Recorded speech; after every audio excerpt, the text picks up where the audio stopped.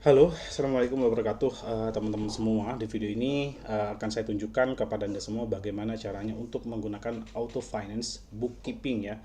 Dimana teman-teman dengan tool ini kini Anda akan sangat terbantu untuk mengelola keuangan dari bisnis atau penjualan Anda gitu ya. Nah, sebelumnya akan saya jelaskan kepada Anda yaitu semua yang ada di dalam di sini gitu ya. Nah, yang pertama di sini adalah tab setup, di mana nanti di sini tab setup Anda akan mengatur semua dari pemasukan dan pengeluaran dan juga target profit Anda gitu ya. Terus di sini ada tab pendapatan di mana nanti ini Anda akan menginput data-data penjualan. Di sini Anda tempatnya untuk menginput data-data pengeluaran. Terus yang ini adalah laporan bulanan di mana teman-teman nanti bisa mengecek laporan nanti yang sudah ada input semuanya gitu ya. Terus ini adalah laporan untuk 1 tahun. Jadi nanti ini mulai dari Januari sampai dengan Desember di tahun yang Anda pilih gitu. Terus yang kedua di sini adalah laporan 5 tahun setelah Anda menggunakan tool ini selama 5 tahun, nanti bisa cek di sini. Terus yang kedua di sini adalah laporan pilihan di mana nanti teman-teman bisa custom sendiri gitu. Pengen dari tanggal berapa sampai tanggal berapa untuk mengecek laporannya gitu ya. Terus di sini adalah perbandingan bulan di mana nanti teman-teman bisa cek laporan perbandingan bulan. Contoh misalnya bulan April, Juni sampai dengan Juli kayak gitu ya. Jadi nanti teman-teman pilih ya di sini tanggal 1 sampai tanggal 30 April, pilih tanggalnya. Terus di sini adalah pajak penjualan dan yang ini adalah aset bisnis Anda gitu ya. Oke, langsung saja sekarang akan saya jelaskan kepada Anda, yaitu adalah memasukkan data penghasilan gitu ya. Dari mana sumber penghasilan Anda. Di sini sudah ada salah satu contoh, nanti Anda bisa hapus semuanya gitu ini ya. Dan jangan teman-teman nggak usah rubah ini semua gitu ya. Cukup rubah income stream, terus kategori, terus tahun gitu ya. Nanti pilih bulannya di sini gitu. Nah, nanti Anda bisa masukkan sendiri untuk targetnya setiap bulannya. Ini Anda nanti bisa hapus semuanya gitu ya. Nah, contoh misalnya di sini saya masukkan income stream baru. Contoh misalnya saya penjualan dari website. Nah, terus ada juga di toko offline. Nah, ini artinya Anda sudah memasukkan sumber penghasilan baru gitu ya. Nah, nanti bisa cek di sini dan nanti akan muncul di sini. Nah, ini ya, website dan toko online gitu ya. Nah, setelah itu teman-teman silakan masukkan expense atau pengeluarannya apa saja gitu ya. Tinggal hapus saja semuanya dan nanti masukkan sendiri. Kemudian nanti bisa masukkan targetnya sendiri. Contoh misalnya targetnya 20 juta. Nah, kayak gitu ya. Nanti ini untuk total targetnya juga akan ikut berubah dalam 1 tahun. Nah, kayak gitu ya. Nah, yang selanjutnya teman-teman setelah selesai mengisi income streamnya, nanti Anda tinggal masukkan saja di sini sumber pendapatannya. Nah, ini semuanya sudah ada di sini, tinggal masukkan tanggalnya saja gitu ya. Dan ini nanti total seluruh income akan muncul di sini gitu ya. Nah, saya masukkan di sini. Nah, ya, sekarang saya misalnya Mei Juni ya, Juni tanggal 1 misalnya. Invoice-nya berapa gitu ya, misalnya 0123. Terus nama produknya apa, ini produk ya teman-teman ya.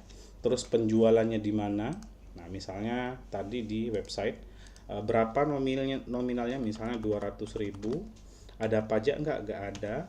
Fee-nya ada nggak ada. Nah, nanti di sini tambahkan catatannya. Udah selesai teman-teman. Begitu juga dengan pengeluaran.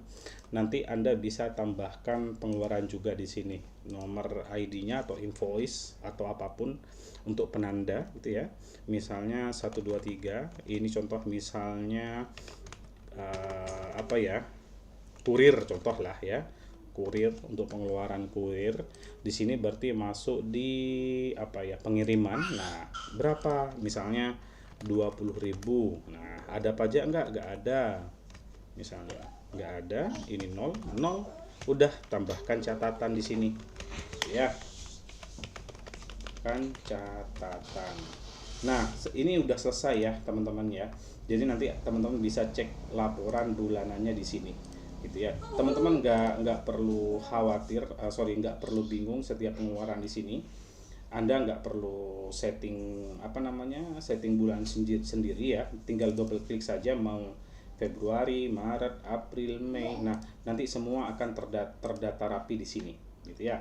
Nanti teman-teman tinggal pilih bulannya aja, mau ngecek bulan berapa. Misalnya April nggak ada data, berarti ini di bulan Mei. Kemudian nanti masukkan tahunnya. Ini adalah ringkasan pendapatan keseluruhan dari income stream Anda.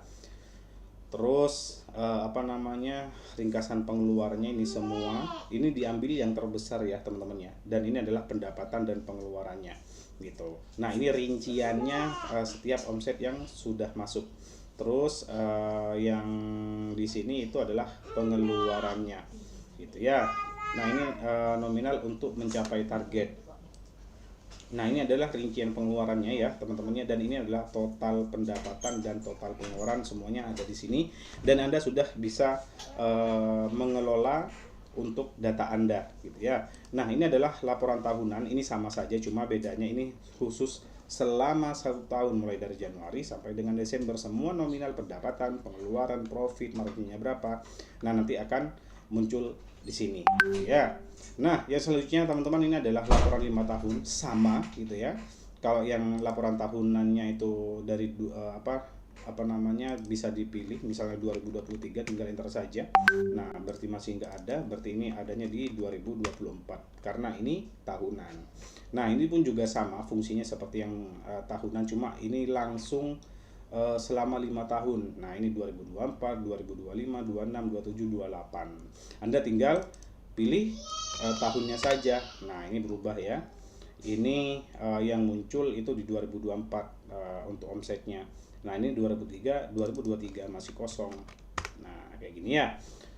Terus sama saja ini laporan pilihan bulanan. Jadi teman-teman bisa pilih nih mau bulan berapa yang mau dicek. Contoh misalnya Juni masih belum ada pemasukan ya gitu. Ini pilih mau sampai tanggal berapa Juninya gitu ya, sampai tanggal 22. Ini baru muncul gitu ya.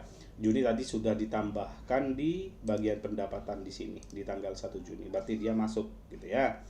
Nah, itulah fungsinya dari laporan bulanan. Contoh misalnya dari 1 Mei sampai dengan 31 Mei. Nah, kayak gini ya.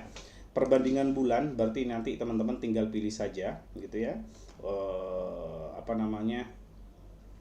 Bulannya. Contoh misalnya di sini 1 April berarti sampai 30 April. Terus kategori kedua, bulan kedua mau bulan apa gitu ya. Misalnya April, Mei, atau Juni, atau Juli, silahkan pilih. Yang penting selama 1 bulan tanggalnya, tinggal double klik saja. Terus nanti pilih gitu ya.